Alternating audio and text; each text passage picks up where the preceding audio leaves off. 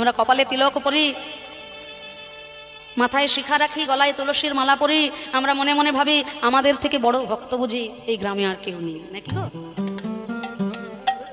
বৈষ্ণব হওয়া এত মুখের কথা কি বাবা? বৈষ্ণব হইতে মনে ছিল বড় সাধ, ত্রিনদপি শ্লোকেতে আমি পড়ে গেলাম বাদ। আপনি বাজারে যাবেন, মাত্র 500 টাকা খরচা করলেই বৈষ্ণব হওয়া যায়। আপনি একটা ধুতি কিনবেন, একটু তিলক রচনা করবেন, একটা নামাবলী নেবেন, গলায় তুলসীর মালা পরবেন, দেখবেন গ্রামের সবাই আপনাকে প্রণাম করতে ছুটে আসছে। এই যে কীর্তনের আসরে আমরা যখন দাঁড়াই, আমার মায়ের বয়সী, বাবার বয়সী ভক্তরা এসে পা দুটো জড়িয়ে ধরে আপনারা আমাকে প্রণাম করতে আসছেন।